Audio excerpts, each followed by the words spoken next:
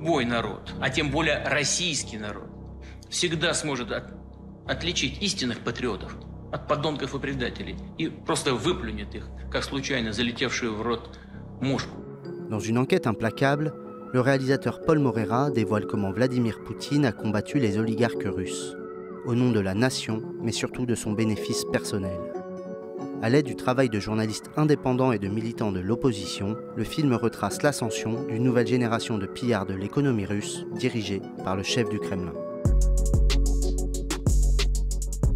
L'oligarque, c'est un homme qui a beaucoup d'argent, qui a la main mise sur des secteurs souvent stratégiques de ressources et qui en même temps a un pouvoir politique énorme, voire parfois une sorte de bulle d'État parallèle. Les oligarques sont avant tout au service du Kremlin.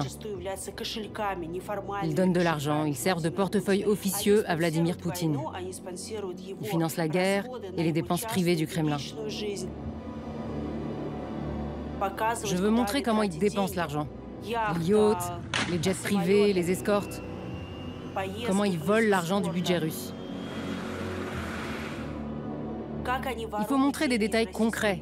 Ces types qui se présentaient comme la nouvelle génération des hommes de pouvoir, qui avaient soumis la première génération d'oligarques, qui avait mis Khodorkovsky en prison, etc., et qui se présentaient comme les hommes issus de l'appareil d'État, la verticale du pouvoir, enfin tout ce baratin.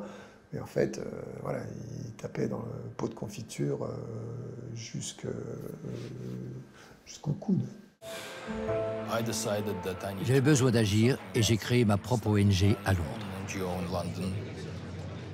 Roman travaille aujourd'hui dans les assurances, mais depuis 2016, il promène régulièrement des journalistes pour leur exposer les villas des oligarques. Bienvenue à notre 12e Kleptocratie Tour. Une sorte de tournée des célébrités de Los Angeles, mais cette fois-ci, on va parler des maisons et de leurs propriétaires.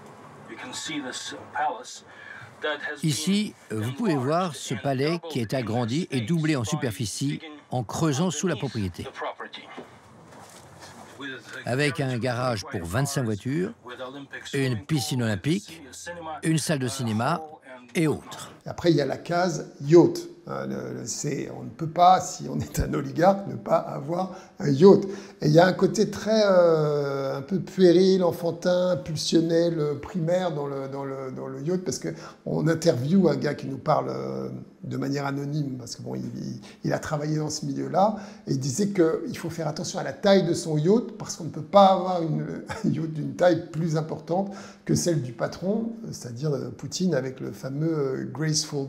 Je me souviens par exemple d'un jour où le fils du propriétaire est venu à bord et nous a dit « J'ai l'autorisation de mon père, je viens vous voir parce que je voudrais aller à Bonifacio acheter du Doliprane. » Parce qu'il n'avait pas confiance dans les médicaments italiens. Donc nous étions dans le nord de la Sardaigne. Il nous a dit « Je suis un peu pressé. » On a mis les moteurs à fond et on a fait l'aller-retour pour aller chercher quelques boîtes de Doliprane. Ouais. C'est une boîte de Doliprane qui nous a coûté au bas mot 10 000 €, tout à fait. C'est un niveau de fortune qui est totalement déconnecté de ce que nous, on peut imaginer. Avec une couche particulière qui est, notamment chez les enfants des oligarques, une sorte d'absence totale d'inhibition et d'exhibe. Détruire de l'argent, détruire de la valeur, casser des Rolls-Royce à coups de masse, juste parce que c'est fun et ça montre qu'on n'en a rien à cirer, qu'on est assez riche pour péter une Rolls-Royce, pour mettre le feu à une voiture de luxe allemande. Enfin, il y a un côté complètement obscène dans comment cette richesse est vécue, qui était assez fascinant pendant l'enquête, je trouve, parce qu'il y a quelque chose de l'ordre de la folie, en fait, dans le rapport à l'argent. Savoir se cacher pour ne pas avoir à justifier d'où vient l'argent. Cette vie s'est arrêtée en février 2022. 4e bateau saisi ou gelé depuis le début du conflit. Un symbole des mesures économiques prises à l'encontre de la Russie. Il a été intercepté il y a 2 jours dans la nuit, ici, dans le chantier naval de La Ciotat. Le propriétaire Igor Sechin est un fidèle de Vladimir Poutine. Il est sur les listes des gels des avoirs russes.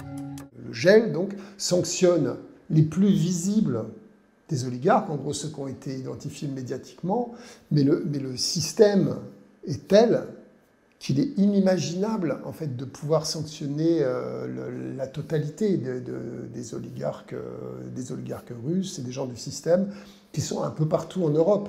On a trop de places offshore de notre côté de la barrière, utilisées chaque jour par des milliardaires russes complètement affiliés au pouvoir de Poutine et au système poutinien, pour pouvoir espérer qu'on ait résolu le problème. Tant qu'on ne changera pas la nature des places offshore occidentales, il y aura un impact très fort du dark cash russe, parce que c'est là qu'il est.